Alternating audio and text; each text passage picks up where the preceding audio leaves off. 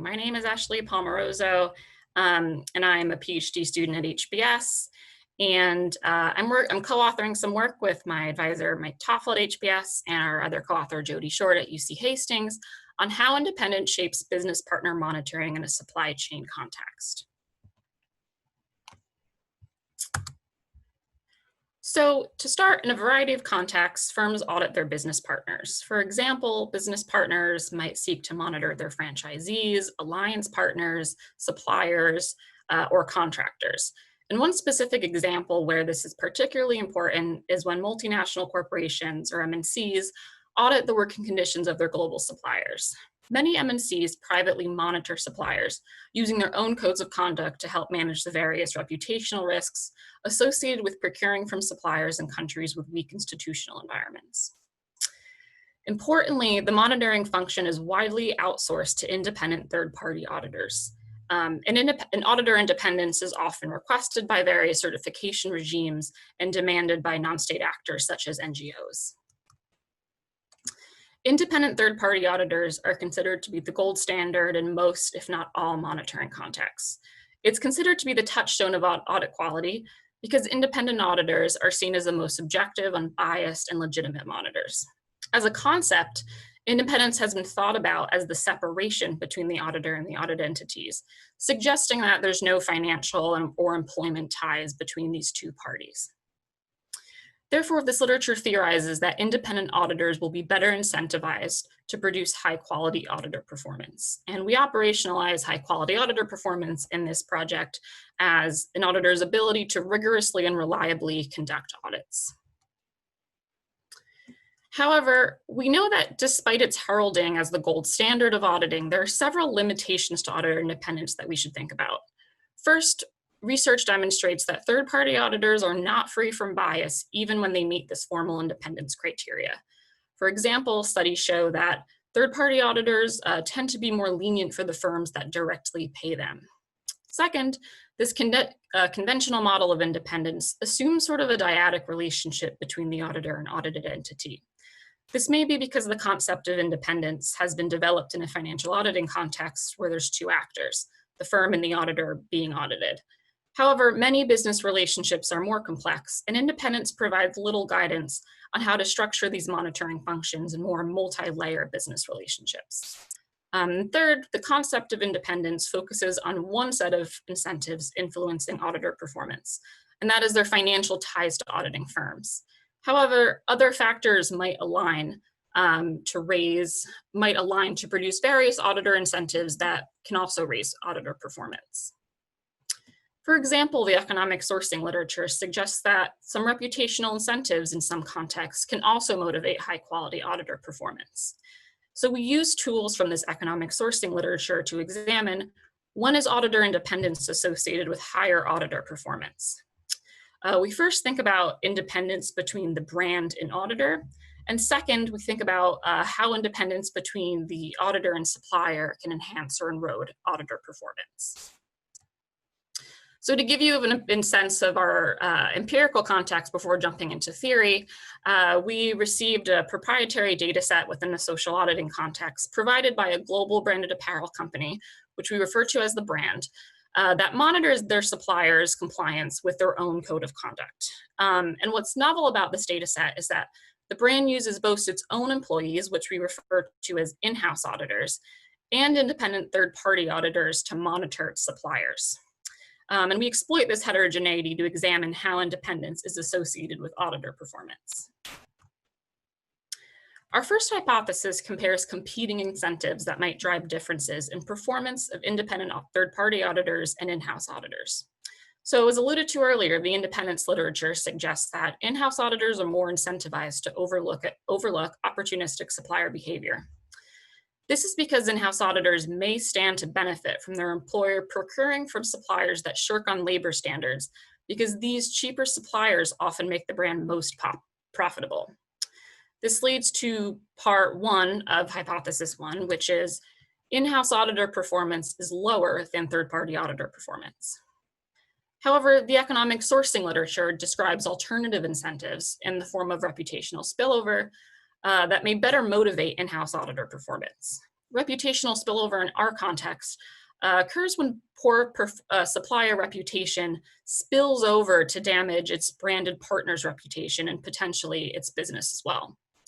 This literature predicts that a firm is likely to insource functions that produce reputational spillovers for the firm because firms can best incentivize high performance of its own employees.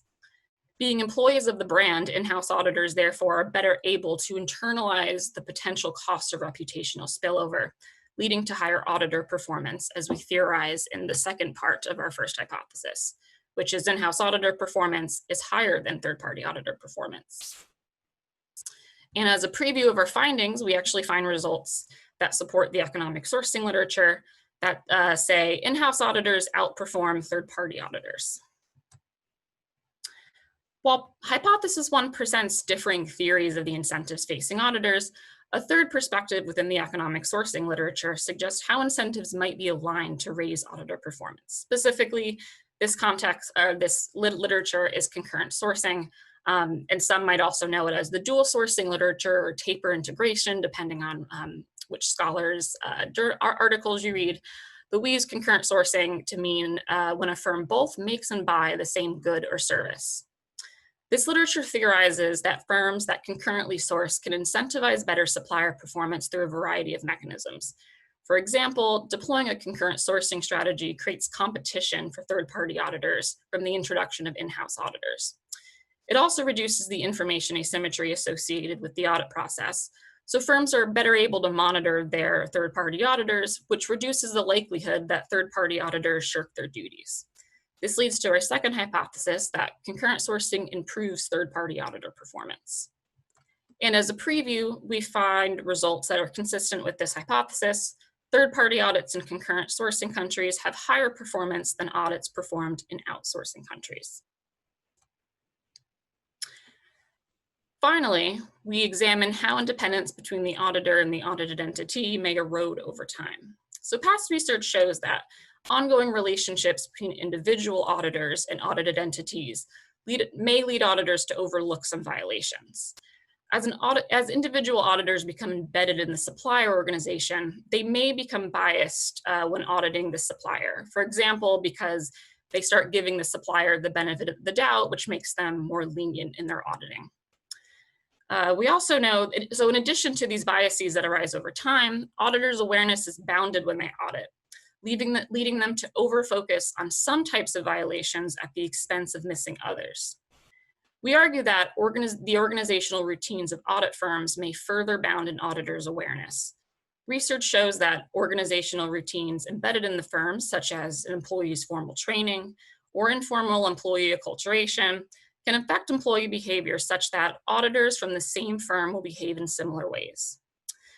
We therefore theorize that auditor performance is higher when a different auditing firm conducts the prior audit. We also find results consistent with this hypothesis that audits by a fresh audit firm or a firm that had not audited that supplier last time yield higher performance than consecutive audits by the same firm. So let's talk a little bit about our data. So our data set contains about 16,000 audits of over 5,000 factories in over 50 countries in over 10 years. We have information on the factory, the audit itself, and the auditor performing the audit. And I just want to note that the brand's code of conduct is similar to that of the Ethical Trade Initiative's code, which is sort of like a common and well-used standard within the social auditing space. In our analysis, we operationalize auditor performance as a count of the number of new violations an auditor records in the focal audit. We have three primary explanatory variables that parallel our three hypotheses. First, we measure in-house auditor as 1 if the audit is in-house and 0 otherwise. We operationalize concurrent sourcing to be 1 if in-house auditors perform between 10 and 90% of audits in the country year and 0 otherwise. And this definition has been lifted from past concurrent sourcing research. And third, we measure non-repeat company as 1 when the last and focal audit was not performed by the same auditor company and 0 otherwise. We also include a host of control variables, but I'll talk a little bit about that in the next slide. What's important to note is that we estimate this model using a Poisson regression.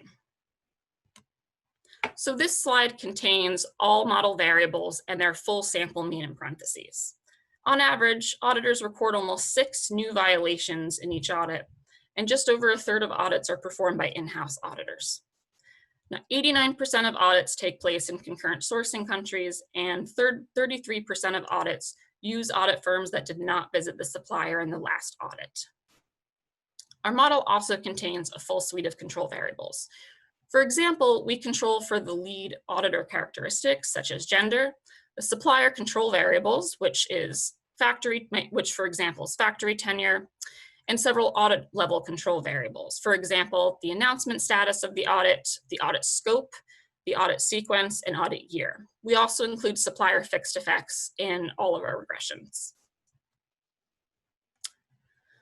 So our first hypothesis compares auditor performance across in-house and third-party audits. And we want to be able to attribute differences in auditor performance to different incentives third-party auditors and in-house auditors face. However, if certain auditor groups are systematically sent to different types of suppliers or different quality suppliers, a selection effect might bias our results. We actually find that in-house auditors are sent to dirtier suppliers than third-party auditors, as measured by the supplier's prior audit performance, and this might drive observed differences in audit outcomes.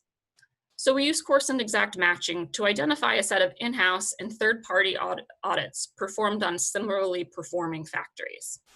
Specifically, we coarsen exact match on our lag dependent variable, which is the number of new violations discovered in the audit, and we exact match on several categorical or discrete variables. For example, the lag ethical rating, which is another measure of lagged auditor performance, the audit scope, the audit year and sequence, whether the audit was in a concurrent sourcing country, and the supplier's country.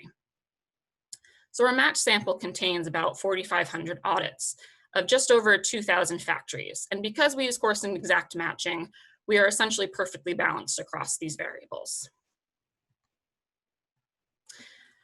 Okay, so our results, as alluded to earlier, support the hypothesis that in-house auditors perform better than independent third-party auditors.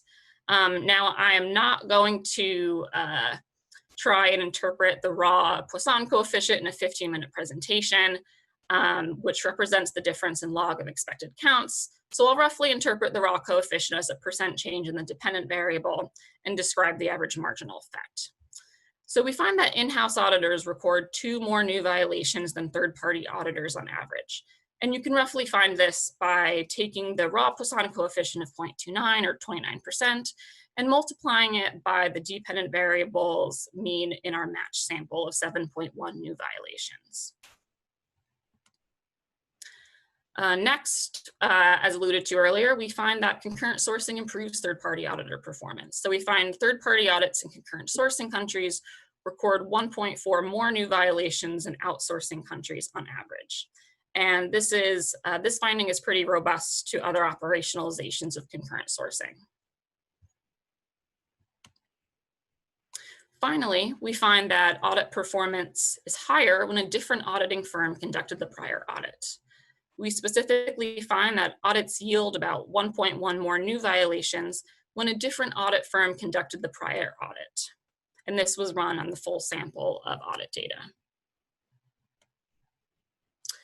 So to conclude, we're suggesting that a multidimensional concept of independence is needed to understand how different auditor incentives shape performance. Our results match some prior studies, which shows how auditor independence between the auditors and audited suppliers is associated with higher performance. But our results also suggest that independence between auditors and branded clients is associated with lower performance. So we hope we can use the economic sourcing literature to provide an additional set of auditor incentives in this auditor independence framework. Finally, we have some important managerial implications from this work. First, firms may raise their third-party auditor performance by deploying a concurrent sourcing strategy, and they may also raise auditor performance by rotating the firms that they use to audit their suppliers. Thank you for listening to my presentation.